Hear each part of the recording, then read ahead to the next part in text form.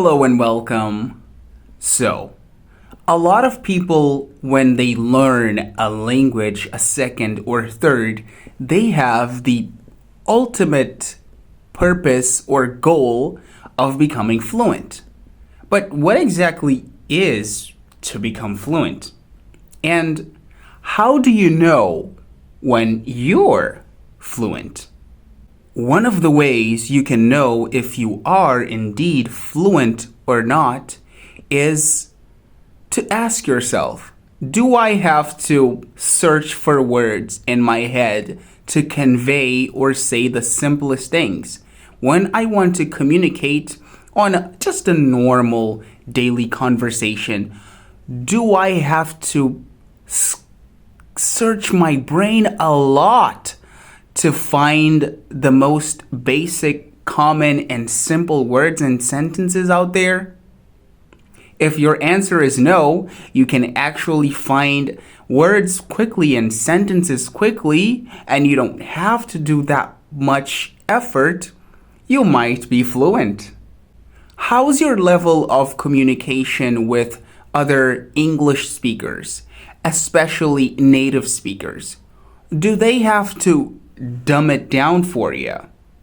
To dumb it down is to simplify it, to make it a little bit dumber, to make it accessible to the person who might not be able to understand at that level. Are you able to have a conversation with a native speaker, with other English speakers, without having them dumbing down their English just for you to understand? If no, you might be fluent. Do you have memories of things, of places you went, of movies you saw, of people you spoke to, but can't actually distinguish if those happenings took place in English or in your native language?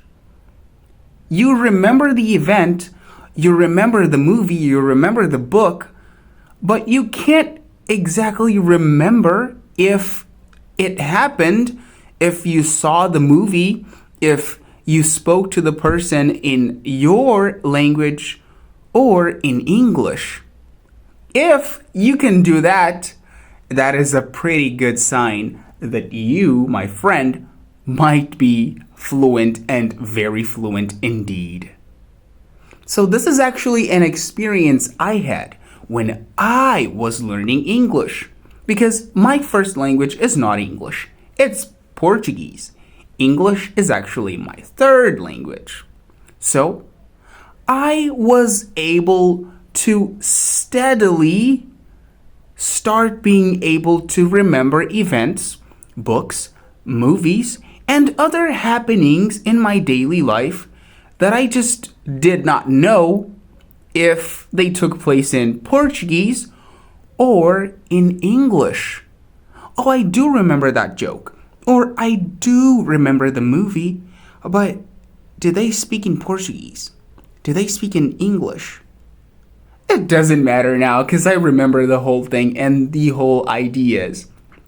And I can tell somebody about the movie, I can tell somebody about the book in either language.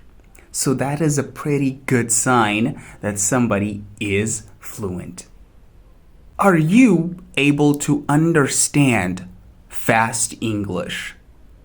And by fast English, I mean not English that has been purposely made or accelerated to be difficult to understand. I mean just normal native speaker, like the rate of a native speaker, the velocity, the speed in which a native speaker usually dialogues. Let's just say one of the fastest English speakers are Americans. Americans do not know this, but when somebody who is not an American, somebody who's learning the American English for the first time, they really have a hard time understanding them because they speak a little bit fast. They speak with tonalities that are not very easy for somebody who's not adjusted to understand. So, if you're one of those people who can actually understand, even though they are connecting words using tonalities, you might be fluent. Let's just say, I had a little cup of coffee before I went to work. The words in that sentence are, I had a little cup of coffee before I went to work. There's a lot of separation, but an American would say, I had a little cup of coffee before I went to work. They connect everything.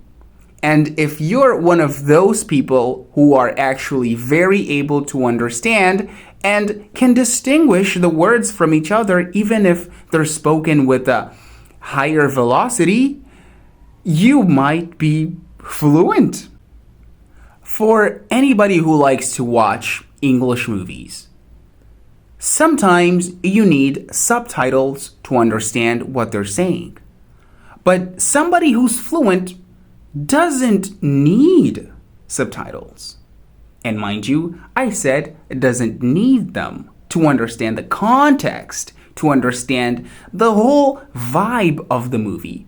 Not that they don't want them or don't use them. You might be fluent and still use subtitles because even native speakers, even Americans, even British people don't understand every single word that is said in a movie. So they sometimes also use subtitles.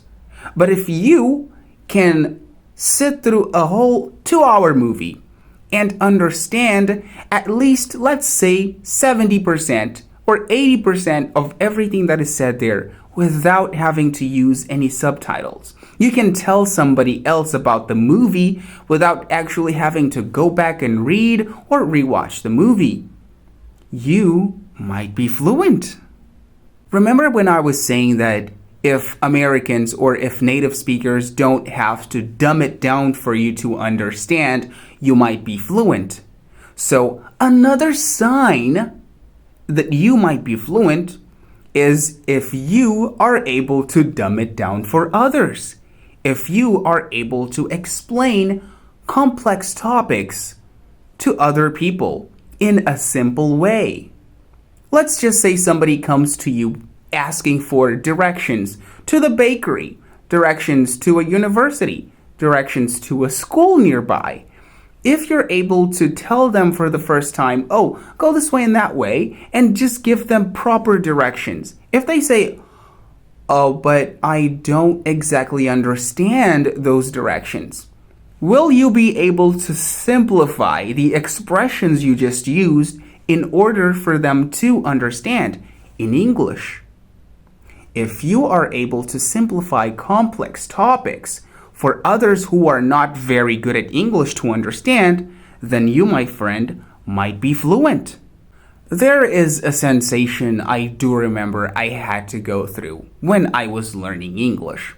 And I would always find myself being tired of speaking English.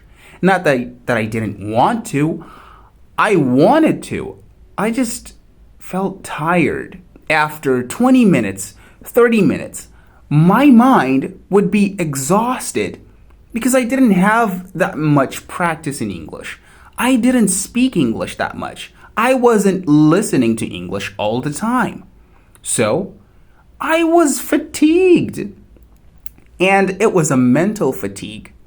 But with time, with dedication, with a lot of practice, now I speak English and I do not get tired. So if you are a person who also speaks English without having a mental fatigue time, you can speak English for days, weeks, months, even years without actually having to go back to your native language, then that is an obvious sign that you are fluent. Have you noticed that some people tend to develop a second personality as they become more fluent. That is also a sign. When you are learning a second language, a third language, there's definitely some cultural values that accompany the language. There's definitely some nationality that comes with a language. If you learn English from Americans and if you learn English from the Brits, there is going to be a distinction between these two models of English.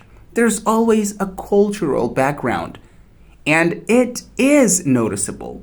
So if you start developing a personality that is associated with the language and the culture you are learning from, then that might be a sign that you are becoming fluent. Because they listen to you and they're like, oh, he's not struggling to just make meaning. Now he speaks and it sounds as though an American were speaking or a British person was speaking here.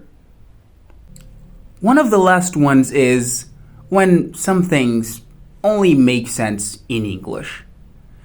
Jokes, for example. These are a very good example because jokes aren't very easily translatable to other languages. Some of them just cannot be translated. And if you start to just understand jokes, understand those subtle, nuanced meanings in words and sentences that native speakers produce that just can't quite be put in your native language, that is a sign that you are becoming fluent. You'd notice that the way of thinking, the value of the people who speak this language is different. The values are just a little bit different. And I'm sorry if this is sounding a little bit weird or unhinged, but it is true. When you learn a second or a third language, you develop a new way of thinking. But that is if you are becoming fluent or if you already are fluent. So if that does not resonate with you, get ready because it will. Just keep on studying English and practicing a lot. The last one is some things you're just not able to translate. You simply can't. You saw something, you understood something in English, and maybe you want to tell your friends in your native language, and it just doesn't make sense. It's just not funny. It just doesn't vibe with the culture, and you know that it makes sense in English. It just doesn't make any sense in your native language. So that is a clear sign that you might be fluent. So if you tick most or all of these boxes, my friend, I'm telling you, you are very fluent. But if you don't tick most of them, do not worry. The trajectory, the journey is not that long. You are going to be fluent, but that will take a lot of effort and dedication. Just keep on grinding, keep on going. I did it. A lot of people have, and you can do it too. Thank you so much for watching, and I will see you on my next video. Bye-bye.